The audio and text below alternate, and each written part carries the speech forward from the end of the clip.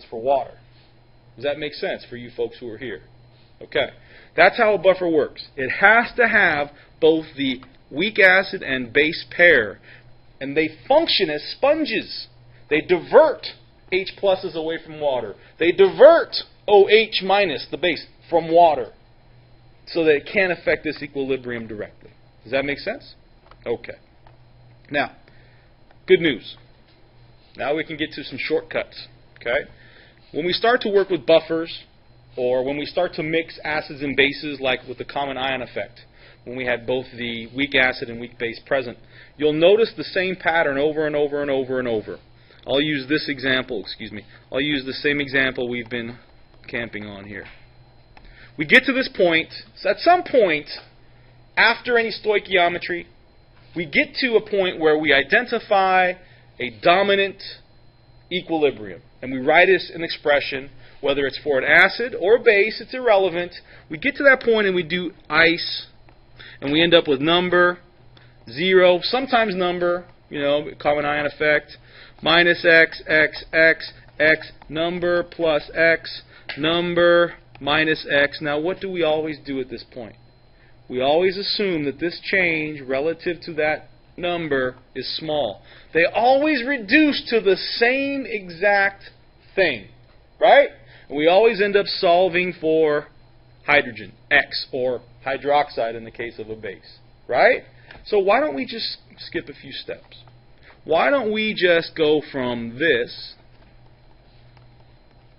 of course these would be brackets, this is how we normally do it, and we substitute in our values. Why don't we just simply rearrange this to solve for hydrogen directly? Oops, excuse me. Now if you do that, I'll go back to the brackets for right now. If you do that, what you get is the following.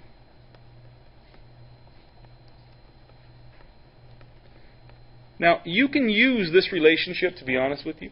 You can use this relationship to find the hydrogen ion concentration anytime, as long as there is both an acid and its conjugate base. In other words, this equation is useful for buffered solutions. You cannot use it any other time. Well, you technically, I guess you could, but its function, in other words, if there is no conjugate base present, you can't divide by 0, number one. And if there's no acid present, you can't. The answer would be 0 for this whole relationship. Agreed? So it's only useful when we have values of the weak acid and conjugate base. In other words, for buffered solutions. You understand?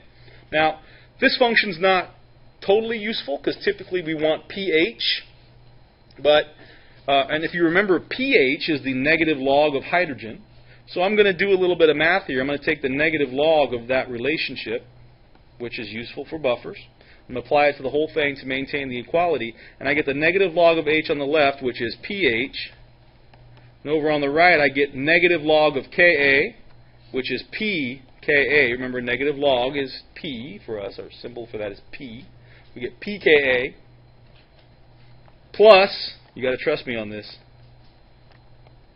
Now, some of you will at this, I'll write the word base. At this point, some people are like, what? Rewinding the video. Okay, so let's do a little bit of teaching here. The symbol we used for base previously to save time was A minus, and the symbol we used for acid was the HA. Okay? And some of you may ask, well, how did I flip-flop them? Well, remember, we took the negative log.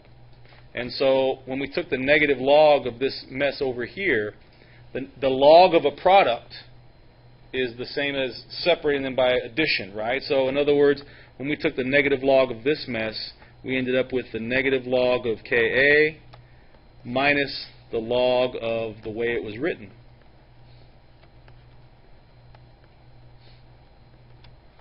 Did I lose anybody there?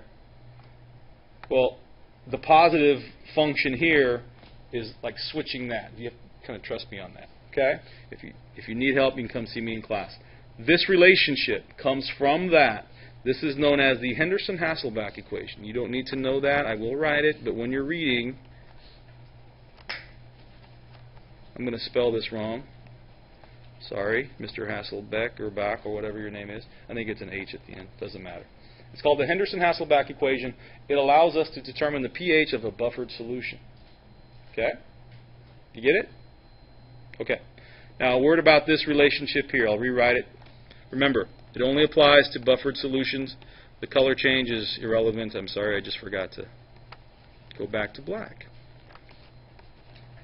So since we're on the concept of buffers, a buffered solution is dependent upon two things.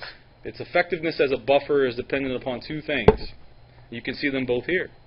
I should say the pH of a buffered solution is dependent upon two things. The Ka value and the ratio of acid to base. You see it? Those two parts go into determining that pH. And so when we talk about buffers, we can ask the simple question, what is the pH? That's a simple substitute. You just substitute values in place, calculate. We can also ask about how effective is that buffer? Does it do its job well? Is it capable of lasting for a long time? And when we talk about the effectiveness of a buffer, we break it down into two categories. We talk about its capacity, how well it does its job, or how well, and its range.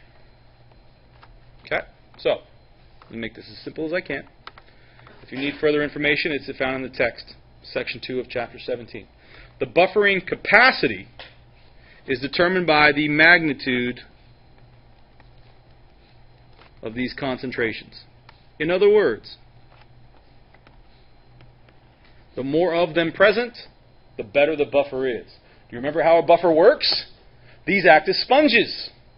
If you add something to, if you add the acid to a solution that's buffered, if you have a lot of this conjugate base around, they all absorb those H pluses and say, no, you can't affect water. I'm going to take you out of the way first. So the more of them present, the more acid it can neutralize. Agreed? Same thing for the acid portion.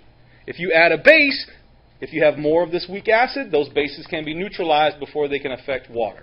Agreed? So that's the capacity issue. For the pH range, it is the ratio of this to that which is important.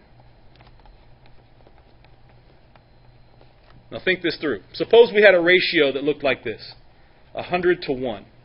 We have 100 times more acid in this mixture than the conjugate base. And suppose I then added acid from outside.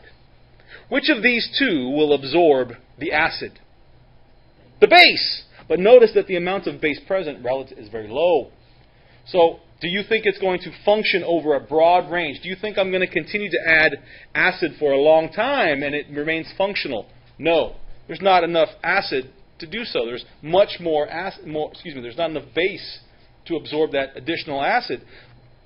Or another way of thinking about it is, because there is so much more acid present than base, then it is already at the low pH end of its effective range. Does that make sense? Because if you go back to this formula, this Henderson-Hasselbalch equation, the pH is determined by a constant, unchanged, and this ratio. And if this ratio is already skewed in one direction, that pH is already towards one end of the spectrum of possible values.